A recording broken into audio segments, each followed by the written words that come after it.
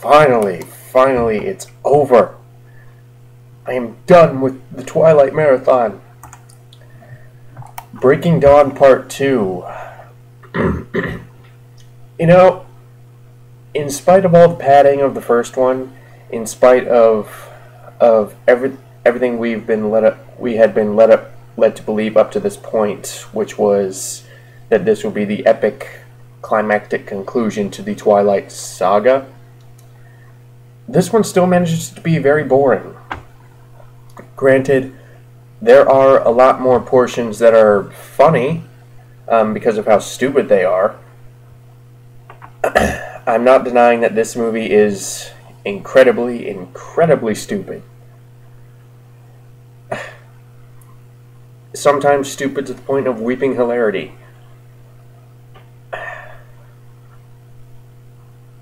Alright, so let's just get one thing out of the way.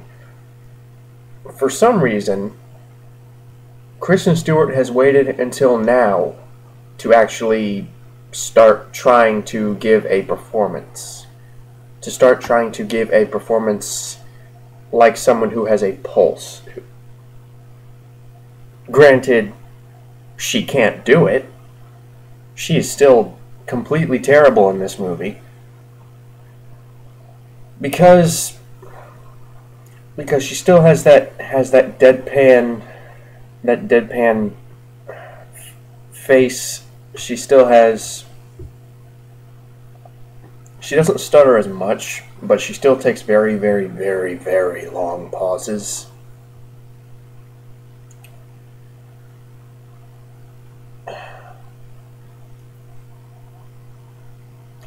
I don't know why she keeps making this face. She's made this face through the entirety of the series, where it just looks like she smells something really bad. Is that supposed to be attractive? Because it's not. So she's pretty terrible in this, and occasionally she breaks out into these kind of she tries to be menacing because her character is a vampire now. But whenever she tries to be menacing or emotional, it just comes off as spastic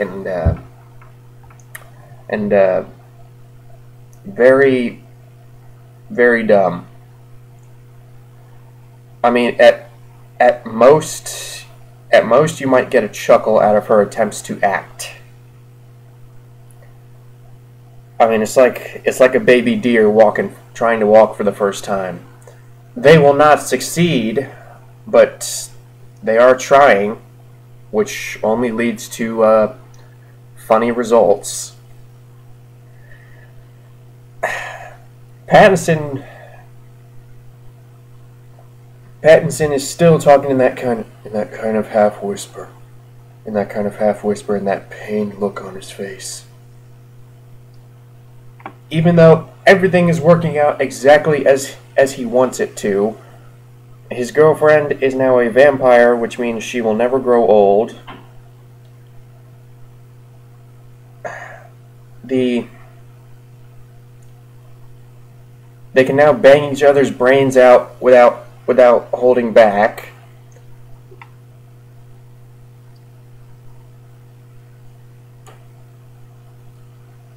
I don't know why we should care about these two anymore. Their story arc is complete. But this movie comes with a whole slew of new problems. First and foremost being the pedophile Jacob. Jacob is no longer obsessed with Bella. Now he is determined. He is bound and determined to end up with Bella and Edward's daughter, who in this movie is a child.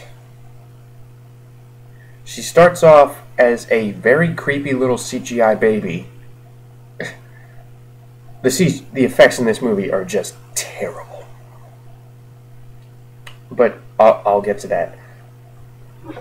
Jacob imprints on this baby, and he basically says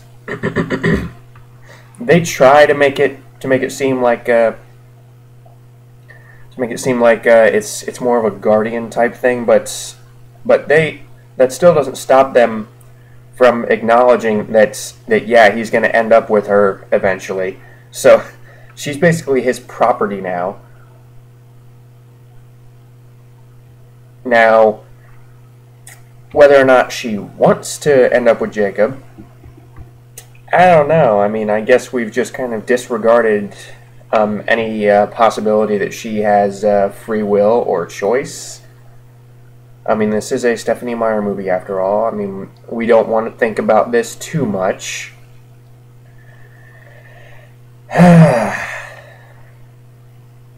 But the other vampires are just bland and boring.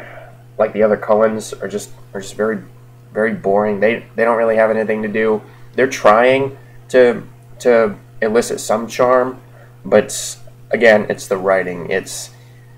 You cannot work with this writing and genuinely make it charming.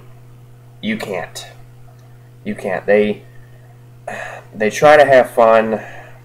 They try to pull off some decent performances. Like Nikki Reed still tries. Ashley Greene still tries. The Carlisle guy still tries. And the matriarch of the Cullens, the what's her name? Esme, I think her name is. She's honestly one of the most likable Cullens, even though she is just kind of this mother figure. But she has kind of that same aura of authentic motherly presence that Pernilla August had in The Phantom Menace. You may not care much for her children, but she comes off as likable enough. Honestly, I just wish the movie was about her and Carlisle, but I can wish that about a lot of things in this movie. I can wish a lot of things about this movie. I can wish that this series had never existed, so that I wouldn't have to watch it, so that I and denizens of other unhappy males would not have to watch it with their girlfriends or significant others.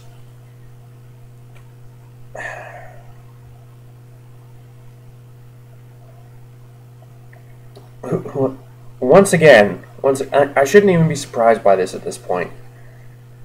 The only person who comes out of this unscathed is Billy Burke. God bless this guy, because these movies must have at least earned him a solid paycheck for him to be coming back this late in the game. But honestly, his character they don't even rule his character as being important anymore. I mean, God forbid Bella's father have any say on what she does with her life. God forbid he be kept in any kind of loop as to what is going on with her. No, she can only share this with the creepy vampire family that she's known for only a few years. Alright. But,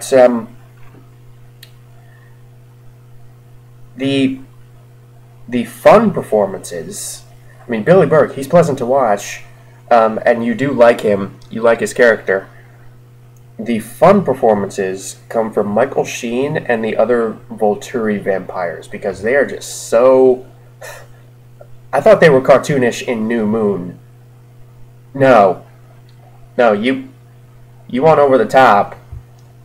You want... They mince around. They literally spend this whole movie mincing around and going like, Yes. Oh, the Cullens have been a bad family. That's literally all they do. That's all they do. I mean, the movie tries to make it out like they're the bad guys. Like we should be afraid of them. And it doesn't work. It does not work. It does not work when you have a much more logical bad guy in the form of Renesmee, who, again, the movie tries to make her seem cute, but let's not forget that she is a half-demon abomination, who was chewed out of her mother's womb by her father's vampire teeth. She ages rapidly. The vampires, even the vampires, are scared of her. They have no idea what she is, what kind of threat she's going to present in the future. So,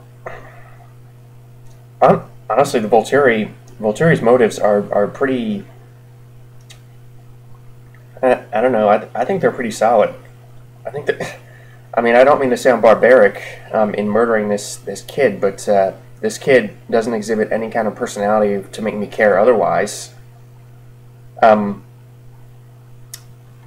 Because, like everyone else, Renesmee is just the blandest character without an ounce of personality.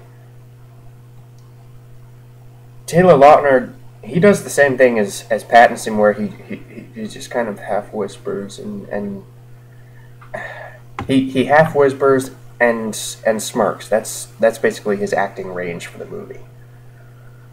And you know what the weird thing is? People, the entire, some of the riff tracks for this and the previous Breaking Dawn revolve around the Mystery Science Theater guys making fun of the fact that Taylor Lautner actually tried to branch out from the Twilight movies with Abduction. And Abduction was a terrible, terrible movie, but it wasn't Taylor Lautner's fault. It was the script's fault. Honestly, Taylor Lautner wasn't even that bad in Abduction. But I digress. So yeah, Michael Sheen and the other Volturi are just so fey and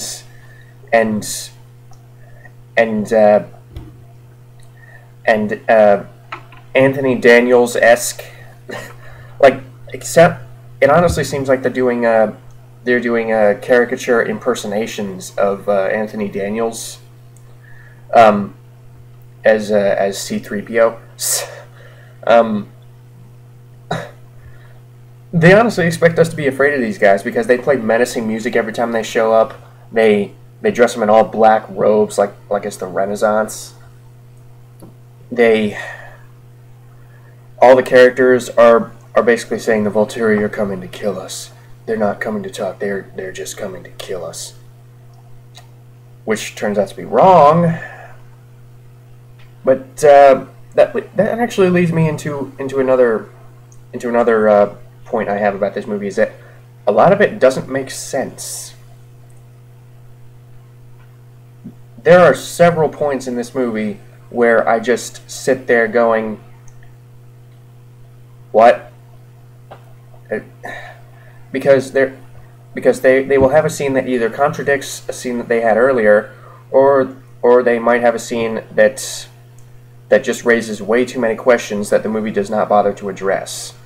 For instance, at the beginning of the movie, Bella, having freshly been turned into a vampire, goes on a hunt with Edward.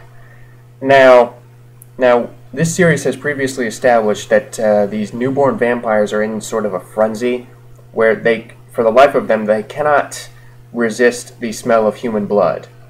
Edward tries to get her to hunt deer and other animals in the forest, but she smells this rock climber, and you have to admire. You have to really either admire the you have to admire the stones on this guy, or you really have to pity his stupidity, because this rock climber, he's just he's just free climbing this solid vertical rock face. He's like 100 feet up, and he doesn't have a rope. He doesn't have a cable. He's just free climbing it. He doesn't have any kind of safety ramifications in case he falls. And he kind of stumbles and I think cuts his arm or cuts his leg, whatever. Bella smells this blood from like a mile away, and all of a sudden she leaps toward the rock face and kind of starts clawing her way up to this rock climber. This poor stupid rock climber. You know, this is where I think Darwinism needs to take over. This guy, in choosing not to embrace any kind of safety precautions, in just free climbing this vertical rock face 100 feet up, maybe we need to let natural selection take over. I mean, nature is selecting this guy as being unworthy to live. He is too stupid to live. So, you know, just let him get eaten by vampires. Probably not the death that you would have expected for him, but nevertheless, this is someone who needs to die before he hurts someone else with his stupidity. So you have this really fake looking shot of Kristen Stewart just kind of clawing this map up this rock face, and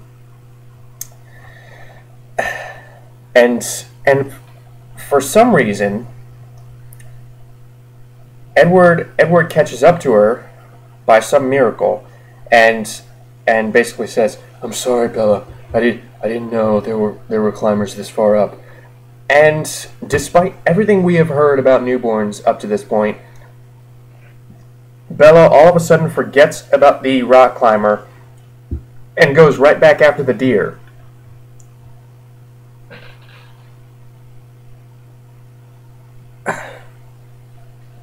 Is Bella really that special that she is an exception to all of the rules that we have seen up to this point? Whatever. So the next shot, this actually leads into a scene where she's about to kill this deer and drink its blood, when all of a sudden she sees this cougar, this mountain lion, about to kill the deer. So what follows is one of the movie's first moments of just weeping hilarity, when Kristen Stewart tackles this mountain lion in midair and just bites down on it. You see this really fake-looking CGI shot of a digital Kristen Stewart and a digital mountain lion just tumbling down onto the forest floor. Oh God, it is so stupid. I'm gonna be saying that a lot about this movie, because so much of it is just really, really stupid. So another thing that does not make sense is why... Okay, when Bella and Edward get back, they greet their scary-looking CGI baby. This baby is...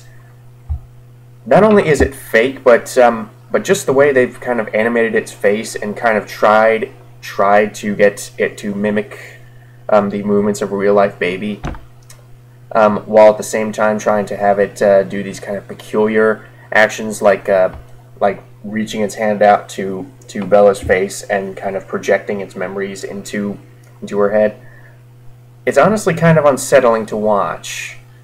This baby's kind of creepy.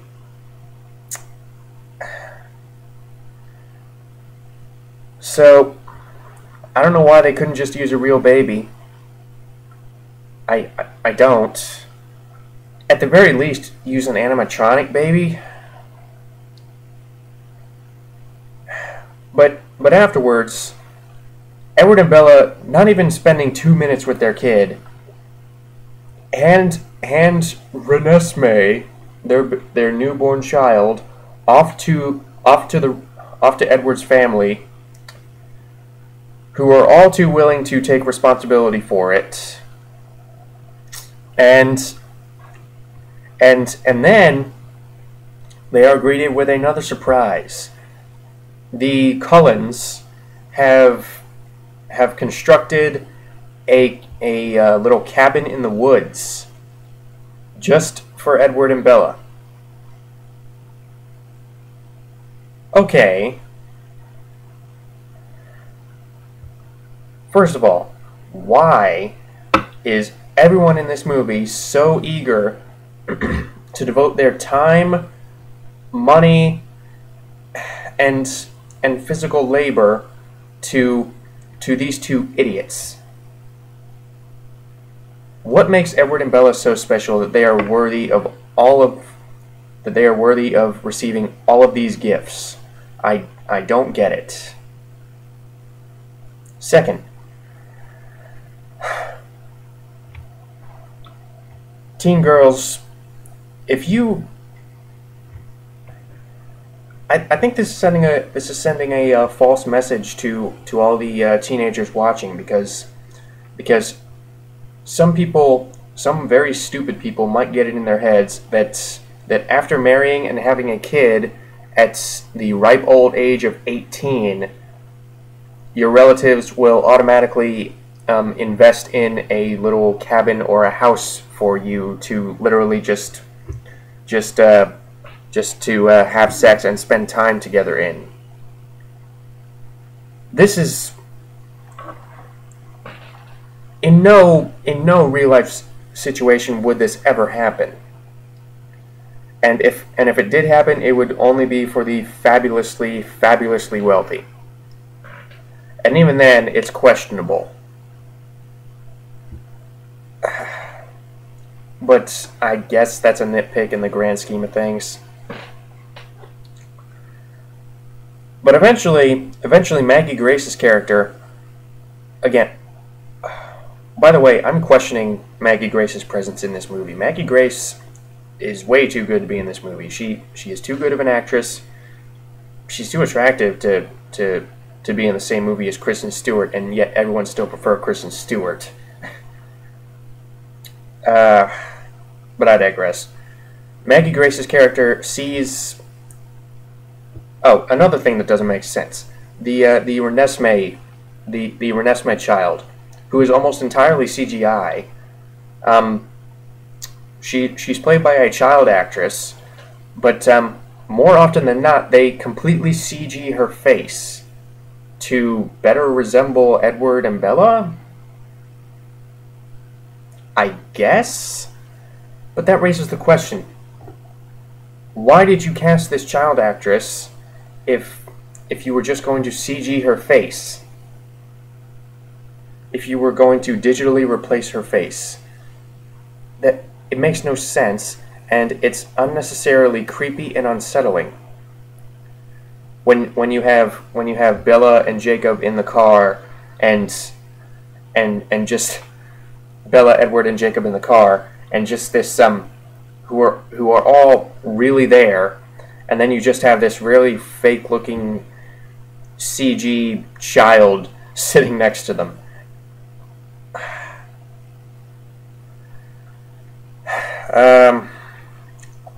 But another thing that doesn't make sense in this movie is that the time frame there. I could not grasp the passage of time in this movie, because they say that Renesmee grows exponentially faster than a human being. Like she will be full grown at age 7. But the movie does this shot where you see Carlisle measuring her height, and it kind of fades to a different shot or it fades to a variation on the same shot where she's taller. But the movie neglects to mention how much time has passed. And later they go to visit Bella's dad, and Bella's dad is kind of like, "Look at you, Renesmee, you've grown half a foot." And I'm just thinking to myself, in how long? I mean, doesn't this raise any kind of suspicions? If she's really growing a lot faster than any normal human, wouldn't that raise some kind of wouldn't that raise some kind of alarm? Wouldn't it be more prudent to keep her a secret? I mean, is it really a good idea to show her to your relatives so that they clearly see that she is growing a lot faster than the average child? So yeah, that does make sense. Another thing that doesn't make sense is when Edward and Bella actually decide to fake Bella's death at one point, so that they won't have to deal with Bella's dad anymore, so that he will stop calling the Cullens house, and you've emotionally destroyed this guy time and time again. And would it really kill you to, at this point, would it really kill you to maybe let him in on the truth? Would it really kill you? Really? Because I don't really see any ramifications toward it, at least no physical ramifications. All it would do, at least according to this movie, all it would do would be to explain things to him. I mean, all it would do is make things a lot clearer to this guy. I mean, he is constantly being kept in the dark. He is constantly being toyed with. He is constantly being emotionally devastated by these evil people. And once again, Jacob having... Okay, on one hand, this scene, again, is really stupid, but it's one of the only humane actions that has ever been displayed to this guy, in that Jacob, upon hearing of Bella and Edward's plan, basically says that, you know what, screw you guys, I'm going to tell him. But what follows is very odd, because Jacob, in front of Billy Burke's character, he literally starts dropping trow. He takes his shirt off. He's like, "You don't live in the world you think you do," and he starts taking his pants off, and he's like, "I know this seems weird, but weird stuff happens every day." This is actual dialogue that is coming out of his mouth, and he just transforms into a wolf in front of Billy Burke, and Billy Burke's all freaked out. So he now knows that werewolves exist. Now do Bella and Edward think to tell him about vampirism? Of course not. I mean, he knows about werewolves. That's all he needs to know. I mean, all they do is basically say, look, Dad, just trust me that there are certain things that you need to know and certain things you do not need to know. And he's just like, but Bella, okay. He's given up. I can't really blame him. This poor man.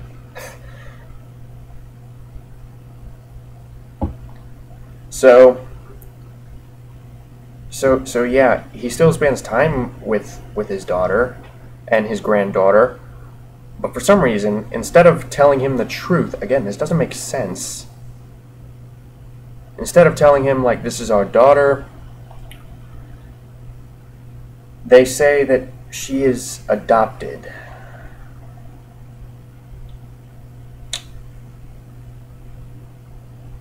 Because he didn't get to be police chief by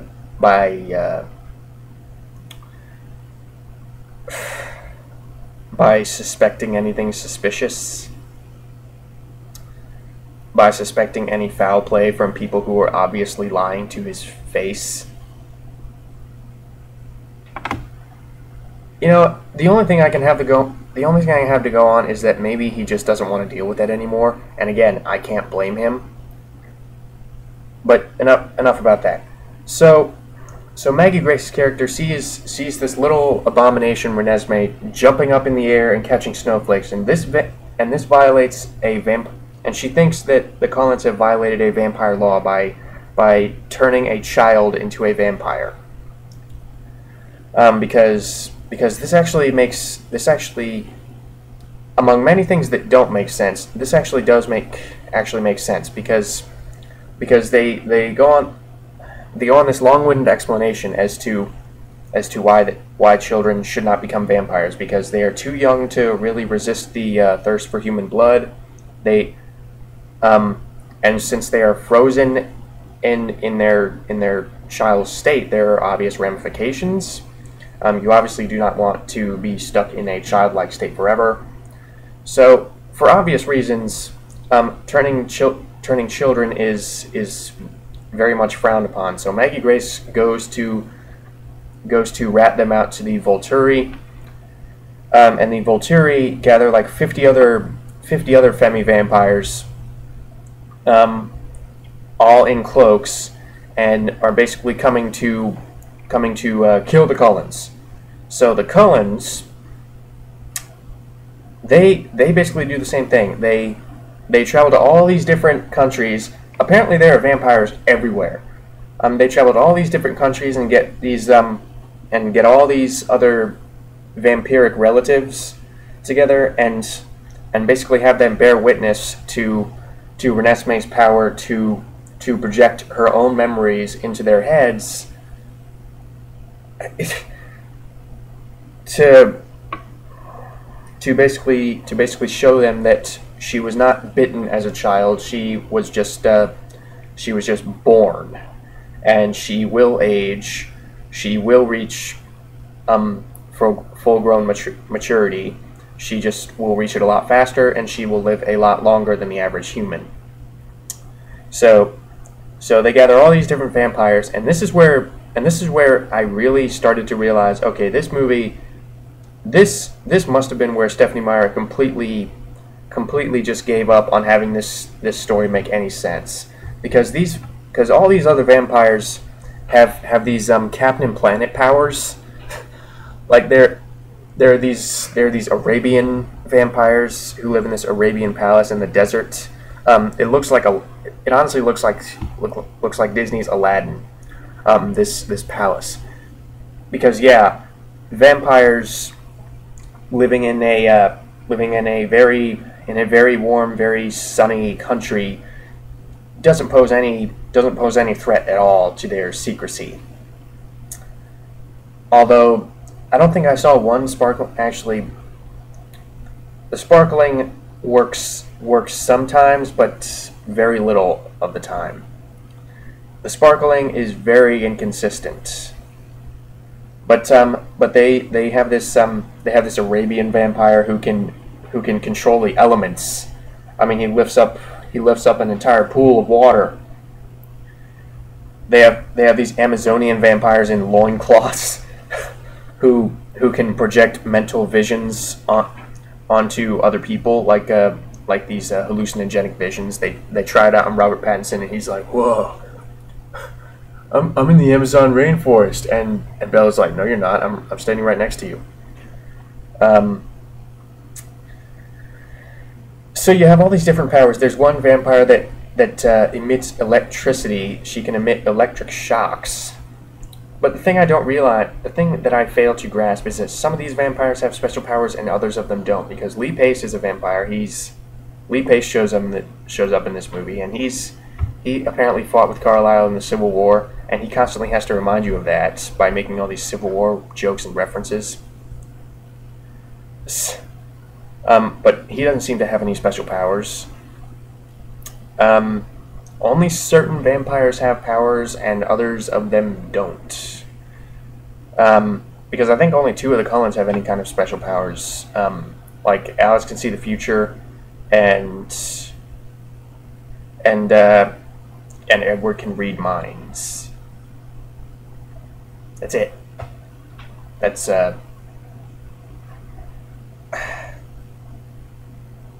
I don't recall any. Oh wait, and the Harpo guy Jasper, he can control emotions, but we never really see this come into play. So yeah, they gather all these different vampires, none of whom have any character. What's one of the quickest ways to diminish all caring in your movie? Introduce like 20-something other characters, completely new, completely unknown to the audience, halfway through your final movie.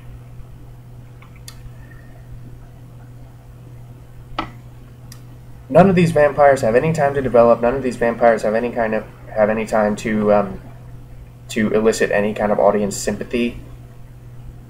You do not know who any of these people are. You do not know what any of them are about. You do not know their personalities. So you're really left in a position where it's very nearly impossible to care about any one of these people. But oddly enough, some of them I actually think would make better movies. like again, I want to see Civil War vampires instead of this crap. I want to see the scenes where the Volturi cracks down on the people who turn children into vampires. They show a flashback of that scene, and once again, it's more interesting than the movie we're watching. So, at the end of the movie, the Volturi, the Cullens and the Volturi gather on this open field. They're prepared for war, and up to this point, the Cullens and all the good guy characters have basically said the Volturi are not coming to talk; they're coming to kill us. And what's the first thing they do? They start talking. They spend so much time talking in this movie. They talk and talk and talk and talk and talk and talk and talk and talk and talk and talk and talk and talk and talk, and it's all about the same thing. It's about like how, oh, you're challenging the Volturi. No, we're not, and oh, we just need you to give us a chance to explain. What if it does come down to a fight with the Volturi? Who will stand with us? Blah blah blah blah blah. And like I said, you don't care about any of the characters, so you can't really care about any of the stuff they're talking about. They spend so much time talking in this movie but you just don't care. They spend so much time talking about the battle, and you just don't care. It would be like if in Lord of the Rings, The Two Towers, or Return of the King, where they're talking about how like all the Uruk-hai are coming to lay siege to Helm's Deep. They're coming to kill us all at Helm's Deep, 300 against 10,000, and it's hopeless. There's no way we can win. These are farmers. Or in Return of the King, where the capital city of Minas Tirith was under siege by Sauron. It would be like if they had just introduced all the main characters and all of these factions 5 minutes before the actual battle was announced, before the actual battle was declared.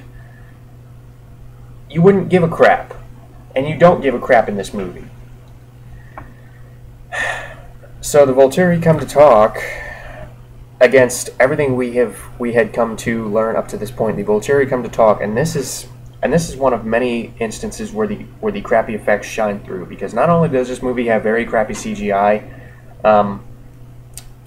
the werewolves included, but there are also a lot of really crappy green screens. Because all these people are gathered in this open field, and it looks so fake. It's the most fake-looking Arctic landscape I've seen since The Last Airbender. Since that really fake-looking set in The Last Airbender, at the beginning of The Last Airbender, when they're supposed to be in the South Pole, and it's so obviously a green screen.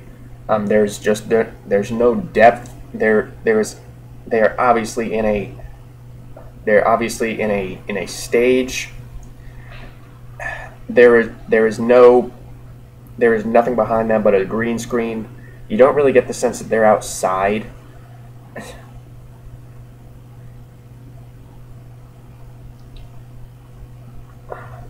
And another crappy green screen effect is actually when Bella and Jacob are driving in the car. And you might not notice this, but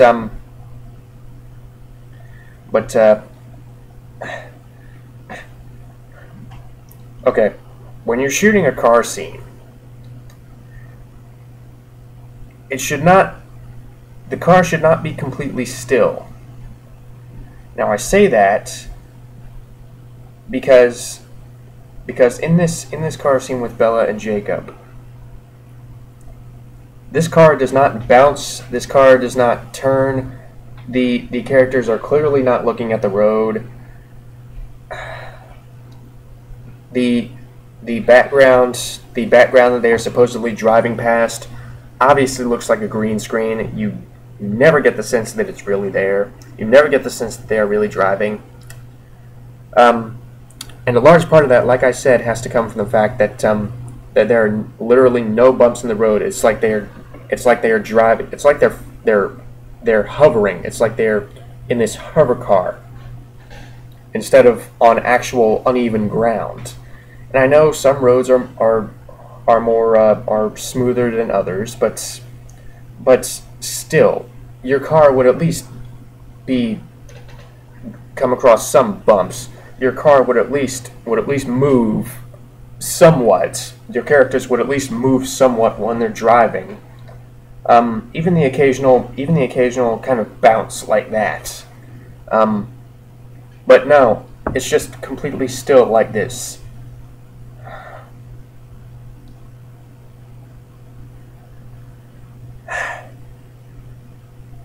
And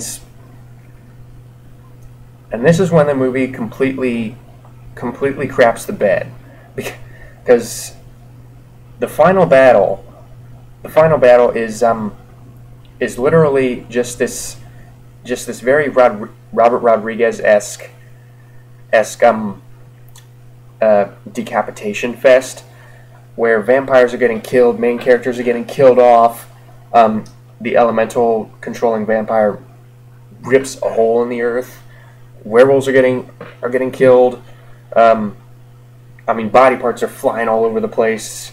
I mean, heads are getting torn off. Dakota Fanning gets torn apart by one of the wolves. Like I said, several main characters are dying off. Like the Harpo guy gets killed off. The Carlisle guy gets killed off. Let's see who else. There are several characters dying, as there should be, and for the first time in its history, Twilight is enjoyable. For the first time in the history of this entire series, Twilight is actually kind of awesome. It's stupid. It's very silly, very cartoonish, and there's not really a whole lot of blood, since it's a PG-13. But just because of how over the top it is, and just because of how decently it's shot. I mean, there's no shaky cam. For the first time, I was actually having fun. I was actually going like, "Wow, this is kind of cool." I'm very entertained by this. And when characters started getting killed off, I actually felt that there was a sense of raised stakes. I actually felt that there was a sense that any character could get killed off. That these characters might not make it out alive, completely unscathed, like they have done up to this point. And Michael Sheen, after doing this very embarrassing, high-pitched laugh, kind of, his head gets knocked off by Bella and Edward, and Bella sets the guy on fire, and it cuts, and it turns out it was all a vision.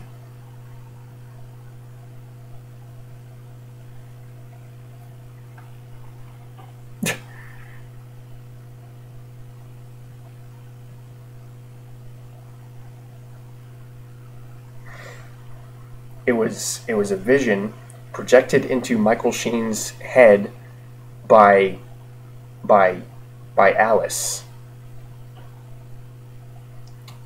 saying that if you continue on this course of action, that will be your fate.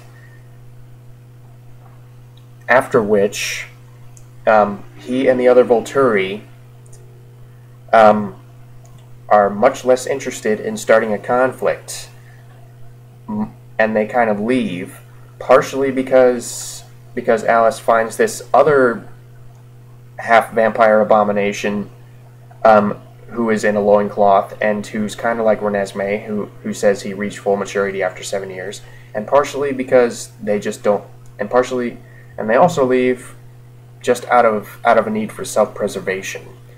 They don't want to die. But here's the thing. You would think that after she shows him this vision, he would be like, thank you. Now I know to use a different strategy when fighting you people. I know that I should not rush into battle. I know that which characters I should try and off first.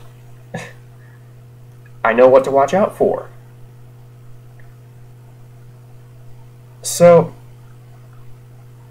I still don't get why he just kind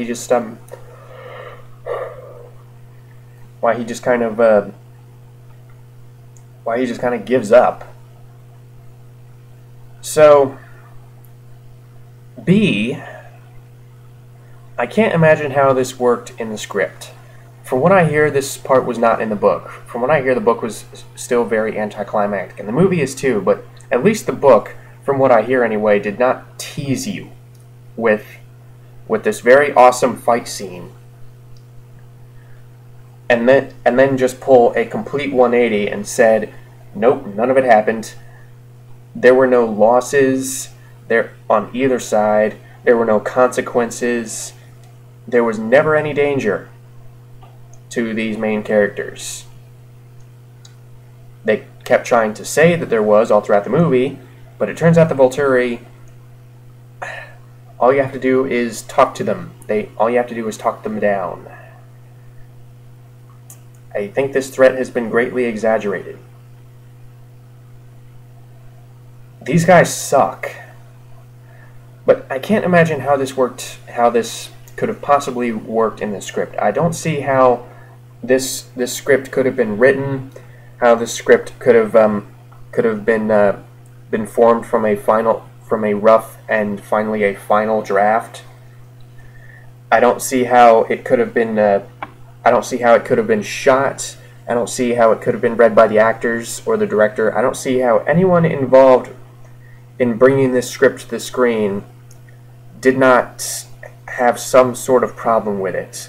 You're telling me that there was not some person involved in the making of this thing who might have said, you know, this might actually piss people off. This might not work. Maybe we don't want to do this.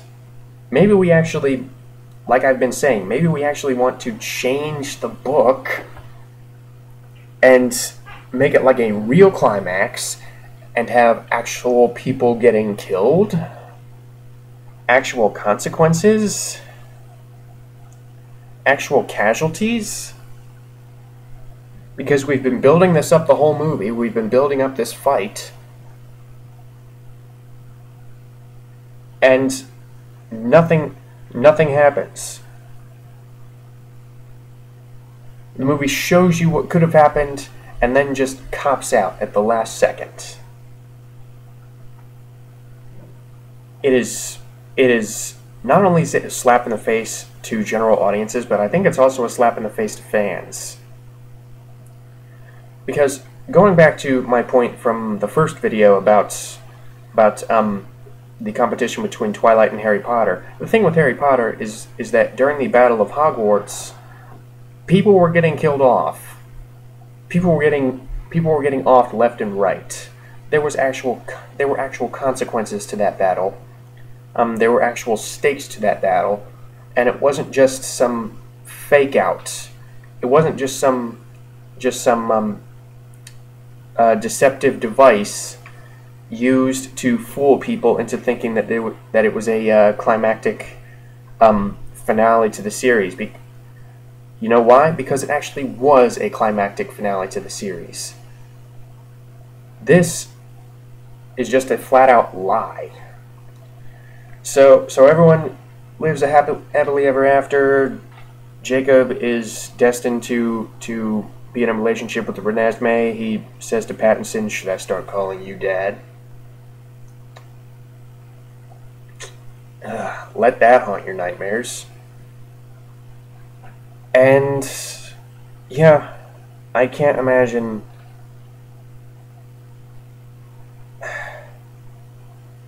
I don't know who reads these books. I don't know how anyone finds any kind of artistic merit in these movies or this. Actually, I take that back. Some of the movies actually have hints of artistic merit. They have good things in them. But these movies still suck because they are based on the same crappy source material.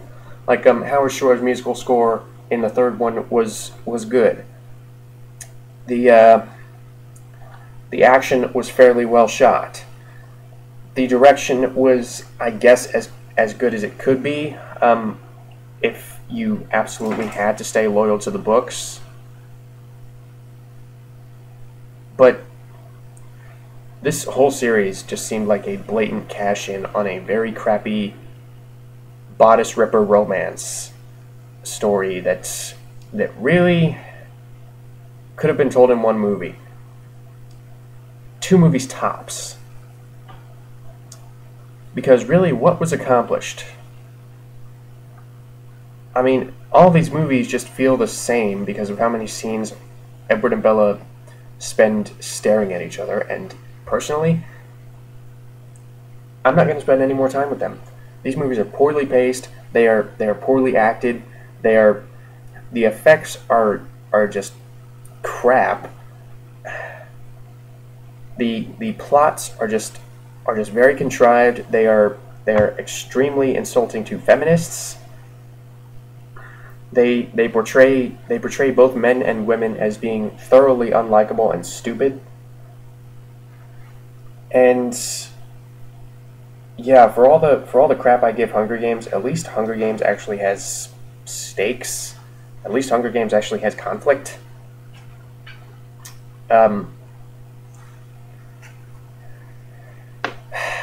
Twilight just seems like pandering, and it's pandering that personally I do not plan on experiencing ever again, at least not without the Mystery Science Theater treatment. That's really the only kind of recommendation I can give these movies, is that if you're going to watch any of them, watch them with the riff tracks treatment, because the riff tracks of all of these movies, the riff tracksies of all of these movies are just gold. They are fantastic. So yeah, just that's really my recommendation. That's really my honest opinion on all these.